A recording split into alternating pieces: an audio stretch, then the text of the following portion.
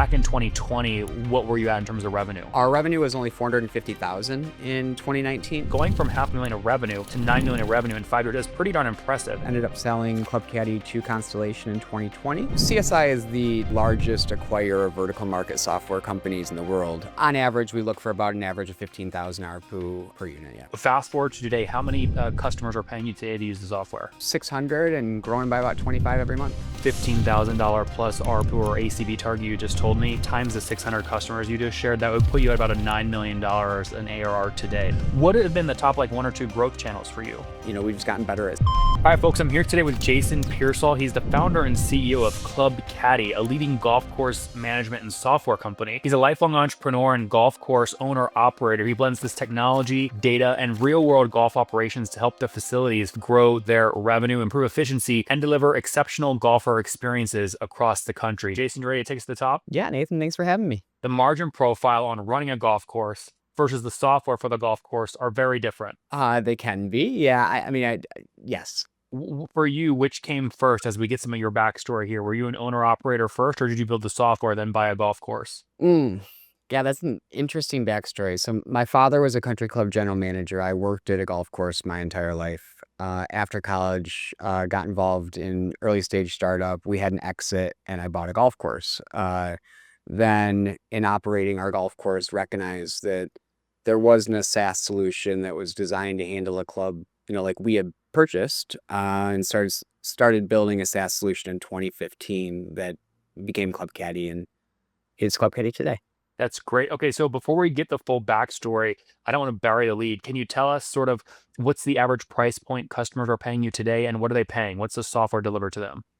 Yeah, so it's an entire ERP system for golf courses, which would include obviously things like point of sale and inventory and employee management, but also tee time reservations and membership management and their mobile apps and websites and web apps and everything associated with everything it takes to, run and manage a golf course. So that's what we build.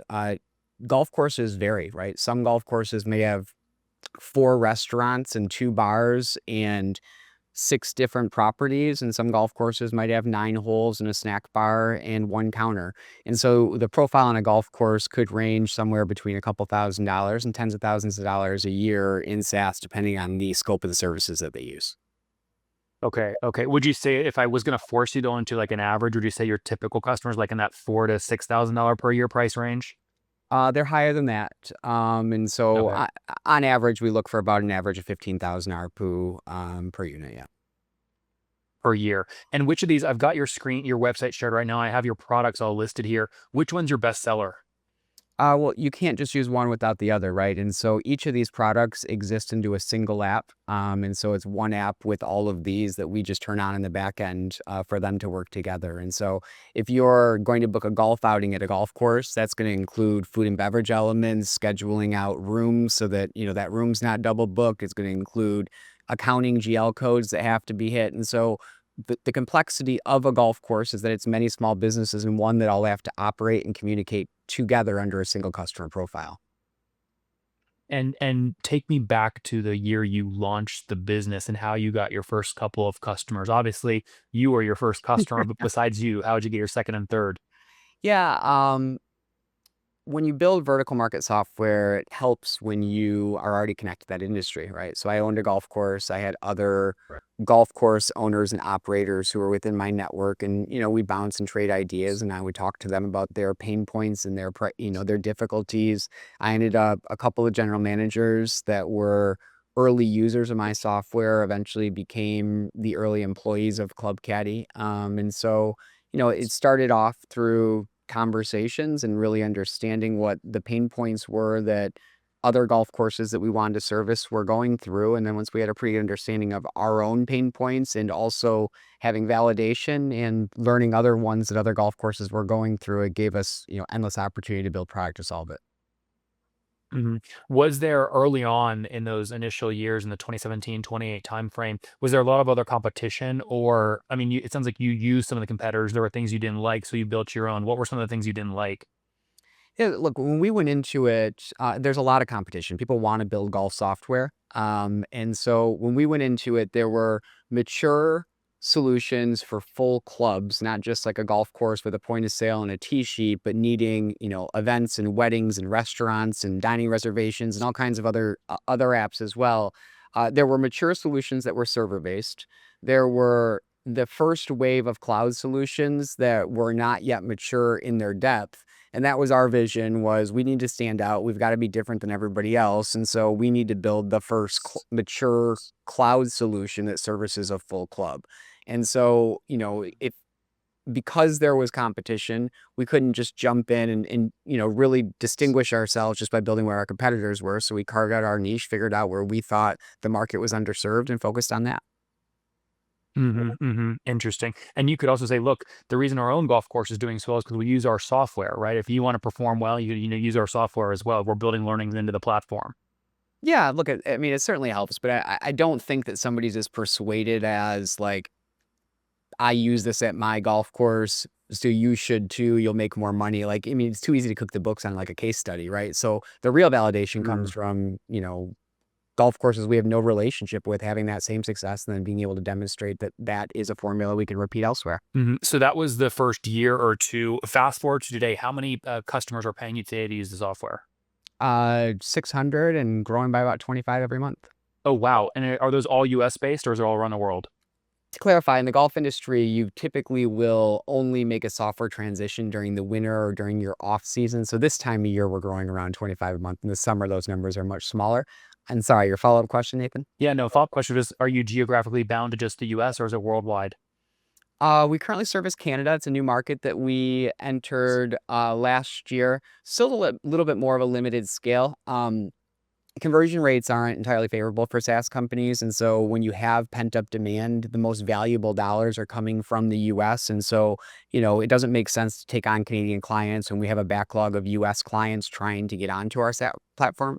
Eventually, we'll tap our market and probably start focusing more on international. But from a maturity standpoint, we still got a long way to go before we've penetrated our ICP base. And Jason, can I take the $15,000 plus ARPU or ACB target you just told me times the 600 customers you just shared? That would put you at about a $9 million in ARR today. Is it accurate? Yeah, pretty close. A little over that. Okay, You're familiar with obviously deferred revenue. And so, we have more clients. Yeah, anyways, it's pretty close. Growing though. Yeah, that's great. That's great. So, so now that we know 600 customers, 9 million of revenue, have you bootstrapped this from scratch, or did you raise a bunch of capital? Tried to, almost went broke doing it. Ultimately 2015 to 2019, friends and family covered it myself. And we got to a certain level where we needed, more significant investment to handle the opportunity. And so we signed a 50-course, multi-course operator. Then they were called Brown Golf. Now they've merged and they've become Great Life Golf. And we didn't have the infrastructure to, go across the country and implement all of these over a week or two. And they needed custom development that exceeded, then a fairly small dev team. And so had raised and gotten committed. I think it was like 300,000 short of my Series A. It started off with a $600,000 seed round that I funded a good portion of. Then went to raise a $2.5 million Series A. Had raised about 2.2. And an organization called Constellation Software out of Canada, approached us about an acquisition, and happy to tell that story. But ended up selling Club Caddie to Constellation in 2020. They hired me, and I work for them today. Oh, interesting. Okay, so I didn't pick up on that. So we know Constellation actually like very, very well. We've interviewed many CEOs that now work for them. So you're part of obviously that larger organization. Let me go back to before they acquired you, just to be clear. That acquisition happened, you said in 2016, 2017? 2020. Oh, it was in 2020. Okay, you said that I think I heard you right. You said you almost went bankrupt in 2015, 2016. Did you ever think about shutting the business down? No, it was 2019, and it wasn't almost going bankrupt. It was just like I was having more go out than I could afford to go out for an extended period of time. And I knew that if, we didn't either raise capital or figure out a long-term solution, that eventually that would be where we were headed. But we weren't like close to shutting down the doors. I was just maybe dramatizing that I couldn't afford to support the business by myself or continue to bootstrap the business by myself. Okay, fair enough. But so before that, you just raised the 600K seed yourself and the 2.1 or 2.2 million from other folks. That's all you raised before the CSI acquisition. I only raised 600K before the CSI acquisition. We raised a 600K seed round that got us to about 2019. In 2019, I started fundraising a Series A. I'd spent about 15 months getting check commitments and almost had the round closed, and then Constellation came into the picture. Oh, I see. Okay, tell me that story because a lot of founders, when they're thinking about just their capital, like their story, their capital stack, they go, man, today, right now, I'm raising capital. But what a lot of folks don't realize is if you're going to do a data room and do all the work already, you might as well talk to buyers and equity investors and pit them against each other to get what you want as the founder. Is that what happened here? And if not, tell us what did happen with CSI. Why'd you sell to them? So CSI is for especially people who may not have the background, is the largest acquirer of vertical market software companies in the world. They own 2,000 other brands and labels like Club Caddie that are all, either top or, one or two in the specific vertical that they service. So hospitals, legal, hotels, yacht clubs, every vertical needs software. Um, Constellation Software is the market leader in private club software globally. They have 55% market share, and they had one of those legacy solutions that, I had mentioned there were mature server-based solutions, there were immature cloud-based solutions, and we were the first full club-based management software that was cloud-based. And so there were really good synergies for together 1 + 1 could equal 3 because we had the next generation product and they had the majority of the market share. And so, because the deal was structured right, we set it up so that we both won off of that opportunity of, it just made more sense. And there was the possibility, at least, for more upside, by selling to CSI. hmm And most of the deals CSI does, the knock on that, if there is a knock, is founders will say they close really fast, but they're not paying premium valuations, right? So in around that time period, you said mentioned around 9 million, 10 million revenue today. Back in 2020, what were you at in terms of revenue? Yeah, our revenue was only 450,000 in 2019. So, Oh, wow. Okay. yep. And the um CSI does a lot of deals, right? There's 2,000 companies, and some of those have worked out really well for founders, and some of those haven't worked out well for founders. And it all depends on your position, right? A company that CSI is likely to buy is a company that has gone through a growth period, started to decline. The founders are getting tired, and likely best practices for running the business for an installs. There's opportunity to come in, run the business more efficiently, and increase earnings and regrow that company with new energy and new investment. Our situation was a little bit different. We are the earliest stage company that Constellation's ever acquired. They only acquired us based off of the synergies between they were the market leader in golf. They needed a solution like ours, and we had it. And so I have the longest earnout in CSI history. I don't want to get too far into the details, but I'm incentivized for the long term success of the business, and well into the 2030s, we'll be getting my ROI on the sale to CSI. That's fair enough. Okay. Are you comfortable sharing just the cash component at close? Was it like 40, 50% of the deal price, or what's that look like? Uh, it was a fraction of the deal price. It was make everybody whole plus some, especially the early stage investors, and the majority of the consideration would be structured around the long-term earnout of the company. Okay. So if I'm reading between the lines, again, you can only say so much. So I'm trying to be respectful of what you can and can't share. But you're doing about 500,000 of ARR in 2019. You've raised 600K up to that point. CSI was a great home for you because they had old software. You were the new sexy shiny object. You had what they wanted. Smallest deal they've done, but again, you had the tech plus they wanted you.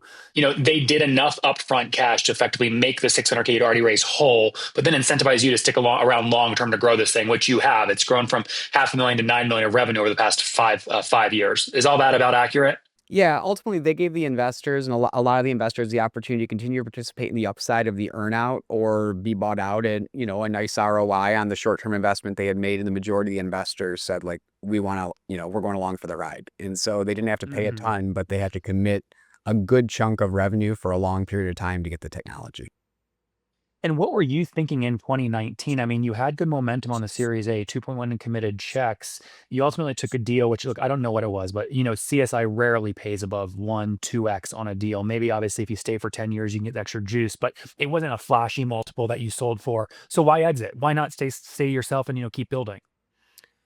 Um, I was tired, and what I mean by tired is not like I didn't want to grind for the company. I wasn't sleeping because I had staff to pay. I was running around spending time with investors and not in the operations of my business, and the business was doing well, and I didn't think we had good processes, and I wasn't involved in in solving those problems because I was more worried about going to beg people for checks and, playing that game. And I'd played it for 15 months, and I'd built this business to operate and to grow the business, to work in my vertical, to work with the golf course operators and solve their problems. That wasn't what I was doing at all. And so ultimately, including the VCs, the early VCs that did put in some money, it participated in our angel round, which we're really lucky. Another story to participate in. But anyways, like we looked at what the possibility of the earnout was, and it is very significant. And ultimately, the numbers made sense to us. And, we just thought this was the best path. Yeah, Constellation, guys, is a publicly traded company, so you can go look at their earnings calls to see the numbers, but it's incredible. I'm going off memory here, but I'm pretty sure they spit off $1 billion of free cash flow last year. So again, is a massive, massive holding company of thousands of software companies. Jason, let's shift the focus here to the growth story post-close, because going from 500,000 of revenue to 9 million of revenue in 5 years is pretty darn impressive in a niche. What have been the top like one or two growth channels for you? Uh, Look, we only have we service golf courses, and it's very clear who our buyers are. I can tell you at every golf course who runs that golf course, who the golf professional is, what software they're using, when their contract's up. And so when you have a very small niche, it's all about data, and it's all about knowing how to action the data. And so, we're very intentional about approaching golf courses that have high signals that they're going to be making a transition. Same with multi-course operators. It's been another fuel of our growth is that there's been a lot of consolidation where we can win one deal and win 100 accounts, where in the past, you haven't been able to do that. One multi-course operator represents 100 golf courses. So we've won a couple of those, and then, we've just gotten better at selling. But the other element is a big part of it is just investment in product. I mean, there's significant investment into product that's enabled us to build a superior solution. And when you have, when you have likely the best technology for the customer in the vertical, you kind of get out of your own way and just let the technology work. Mhm. Yeah, I mean, Jason, there's a lot of the really good products that are best in the market that nobody ever hears about, so they never win like you're winning. So you really have to have both. I'm gonna try and push you here to actually jump into like some concrete tactics. Right around that acquisition date, your domain rating spiked. It looks like there was a real effort around SEO right around that acquisition date. If so, is that true? And to what degree is SEO important for Club Caddy's growth? Yeah, look, of course it's true. And that was just one of the elements of the SEO wasn't a priority, even when we didn't have the capital as an early stage business to invest in SEO. And we recognize that SEO investments take time to get an ROI on. And so we couldn't make decisions that were 18 months into the future that sometimes you have to be able to make because we weren't funded to do that. Right. And so, yeah, Mhm. certainly a priority. That was the case. And now the focus is AEO, but definitely a priority. And one of the things you have built into your product is it looks like when you launch the software to your customers, they're hosting it, it looks like on a subdomain, which naturally builds your backlinking sort of strategy, which is like what we see here. Was that intentional, or is that just a function of how the product works? A little bit of both, honestly. So each of those could be like a different chunk of locations. They may be on a certain part of the region or country, and we'd route a server to that part of the country for faster performance. It could be a multi-course operator who wants their own individual database, doesn't want their customer shared with somebody else. It could be a government or park entity that needs the same. So there's both factors that go into it, both practical and intentional.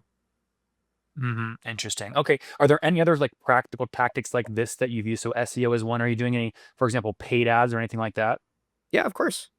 Yeah. So look, Okay. to So tell grow. me, tell me more about how you're using paid to scale. I mean, to grow a SaaS company, each of these are one channel, and you need to have dozens of channels. And at any point, only a couple of those channels are going to be successful, and you just got to continue to try new ones to add that couple to become more and more. But I mean, we go to trade shows, we call every golf course in the country, we try to touch in and physically visit every golf course in a certain cadence every year. We invest in AEO marketing Who's and doing that though, Jason, right? So like how big's the team today? And do you have AEs that are responsible for making X amount of phone calls to touch all those golf courses each year? How's that structured?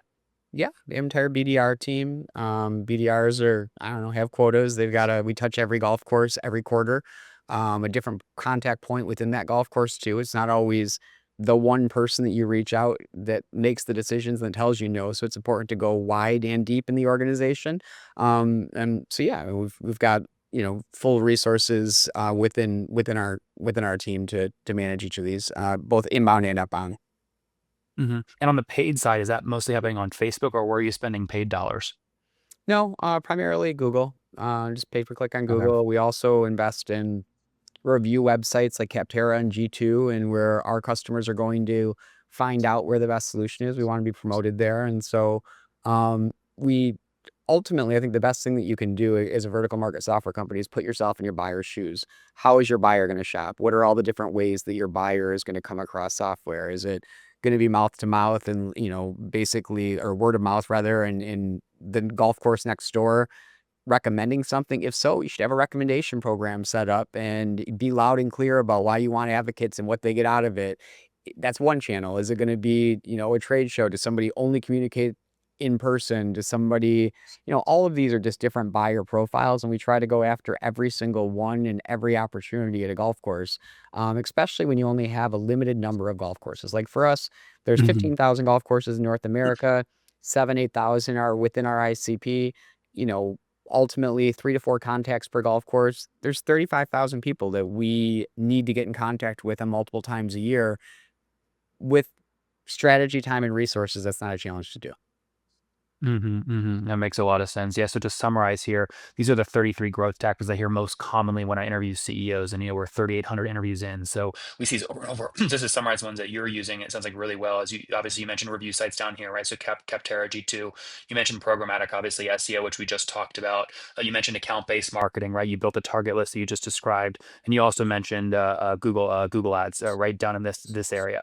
Anything else on this screen that you're using working really well for you? Are you guys Yeah, pursuing inorganic growth via acquisitions? always. Yeah, I mean, it's part of the CSI model, and definitely we are. And it's not something that I really measure, because that's measured, amongst our M&A team, and we look for synergies across the group. The big one is automated engine optimization. So we intentionally are making investments to make sure when somebody asks ChatGPT what the best golf management software is, they're finding us, right? And so Okay. that is different than SEO. Um, yeah. And so, well, I mean, tell me how you do that. A lot of people say no one actually knows how this algorithm here actually works, but you're saying you have a general idea and it can be optimized. Yeah, so ultimately, look, yeah, I mean, you do know, it does give you the answers, right? So it tells you right there that Capterra is a huge source of it. It tells you then best country club management software. So you'll go to these sites and you'll look at where is AEO searching. But more importantly, golf course, every product can be found by answer engines if they have a schema.